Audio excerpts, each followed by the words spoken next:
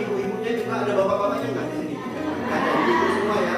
Saya harap juga semangat untuk mendengarkan apa itu stunting. Semangat semua ya Bu. Sudah persiapan apa tadi pagi untuk acara ini? Sudah sarapan? Sudah sudah ya. Cara teori deh. Oh anak itu stunting. Kira-kira aja bayangannya apa stunting itu? Gagal berkembang. Oke, satu sudah gagal berkembang. Ada lagi lain. Kurang gizi, gagal berkembang, kurang gizi. Dua sudah ada yang berpendapat lain. Stunting yang A dan B atau yang C. Yang jawab A ada angkat tangan. Oke, yang jawab B. Oke, yang jawab C ada. Yang jawab A siapa lagi? Oke, ikut yang baju merah. Kira-kira kenapa Bu kok ikut jawab A? Karena apa alasannya? Karena suka aja ya warna hitam. Kira-kira apa Bu? Kenapa kok ikut jawabnya A? Badannya kecil, kurang tinggi. Oke, itu pendapat yang jawaban A. Kalau yang menjawab B tadi, alasannya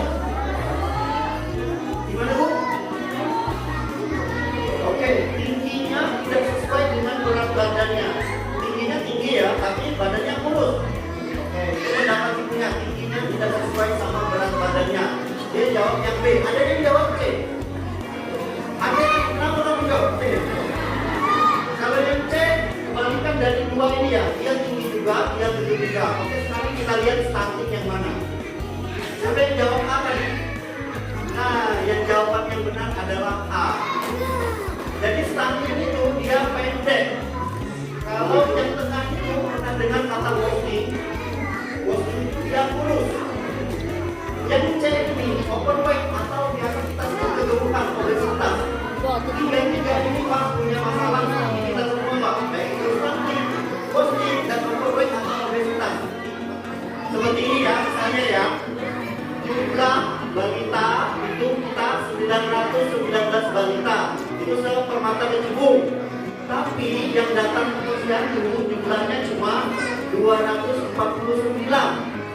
Dari 249 ini ternyata 12-nya stunting.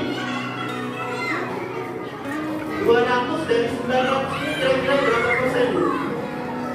Cuma 20%-nya aja. 20%-nya aja kita sudah menemukan 12 stunting. Ini kan ibaratnya gini, saya makan jeruk yang pertama asam, makan jeruk yang kedua asam, makan jeruk yang ketiga manis. Misalnya ini ada 10 jeruk nih, terus saya simpulkan bahwa semuanya manis, kan belum tentu, makanya yang saya makan aja baru 3. Jadi kita jangan berbangga dulu dengan jumlah yang kecil ini 12. Kenapa? Hubungan posyandu kita cuma 20%. Ibaratnya itu belum terjadi ini, kita nggak tahu nih apakah itu stunting, apakah itu enggak. Jadi ada kemungkinan angka 12 ini bisa menjadi tinggi lagi apabila ini benar-benar terjadi. Terjadinya melalui apa? Yaitu kegiatan posyandu Pak. Kalau posyandunya bisa kita tingkatkan di angka 80% saja, sebagai contoh misalnya Baleriam.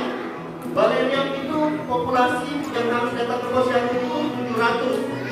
Yang terjadi 774, lebih banyak, lebih dari 100% angka saudaranya ada ya Bu. Pernah nggak memperhatikan anaknya itu minum tablet tambah darah? Tidak? Pernah? Oke, itu pernah. Pernah memperhatikan anaknya minum? Oke, semua pernah remaja ya ini ya.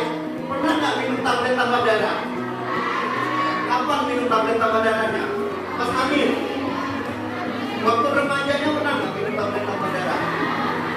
Oke, sekarang digalakkan juga oleh pemerintah untuk mencegah stunting ini. Kita memulainya nggak hanya sejak hamil, tapi mulai dia remaja belum menikah sudah kita persiapkan. Sama kita ilustrasikan tadi membangun rumah tadi, kita mau membangun fondasinya, kita harus sudah siapkan dulu materialnya, ini batunya, ini semennya.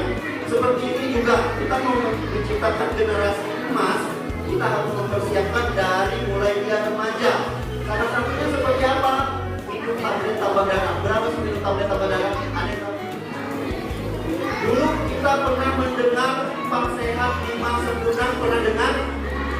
Oke, istilah 4 sehat 5 sempurna kita sempurnakan seimbang. Kira-kira apa yang dimaksud dengan gizi seimbang itu? Kalau berbicara masalah seimbang, itu bagaimana misalnya ya? Berarti harus balance ya. Oke, kalau gizi seimbang kira-kira apa? Kira-kira apa? Harus sayur mayur. Adalah kata ibu tadi. Gizi seimbang harus sayur mayur. Ada lagi pendapat lain? Harus tidak ada pertanyaan itu.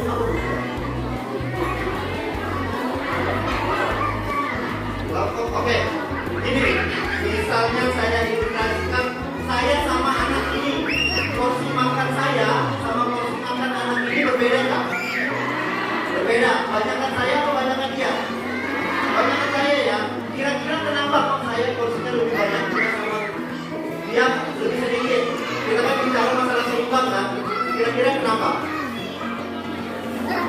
Oke, karena saya sudah dewasa, dia masih anak.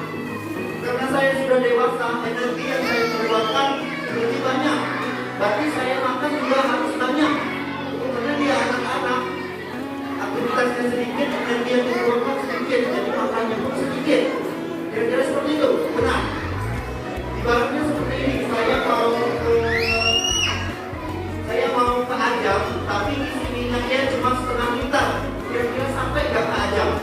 Nggak sampai. Jadi seimbang itu kita pastikan yang dikeluarkan harus sama dengan yang dimasukkan. Apa yang energi yang kita keluarkan ini juga yang harus diganti lewat makanan. Jadi itu pengertian kasarnya seperti itu ya, seimbang ya. Oke, pernah melihat porsi makan seperti ini? Melihat nggak? Sering, bukan pernah Pak. Oke, kita coba ya, kayaknya sudah mulai bosan. Porsi makan seperti ini kita harus memperhatikan 3 unsur itu juga. Protein 4 unsur itu tadi, karbohidrat, protein, mineral, dan vitamin. Kita lihat di sini, di sini kan sudah ada nasi. Nasi itu apa? Karbohidrat. Kita lihat lagi di sini ada mie. Mie itu apa? Karbohidrat. Ini apa ya? Tempe ya? Tempenya sudah benar protein. Kita punya kebiasaan makan nasi lauknya mie. Sedangkan 4 elemen yang perlu kita masukkan tadi akan ada karbohidrat, vitamin, mineral, dan protein. Kalau nasi campur mie, kira-kira benar atau salah? Ada nggak di sini tuh yang membekalkan anaknya nasi lauknya mie? Oke. Dan dari yang sudah dibangun tadi sudah bisa kita sampaikan ya bahwa nasi campur mie adalah tidak tepat. Karena itu apa? Karena itu karbohidrat. Lebih baik minyak misalnya kombinasikan dengan tempe. Lebih baik lagi misalnya nasi kombinasikan dengan telur. Karena ada karbohidrat dan ada protein. Ditambahkan lagi dengan vitaminnya. Bisa dari buah, bisa juga dari sayur.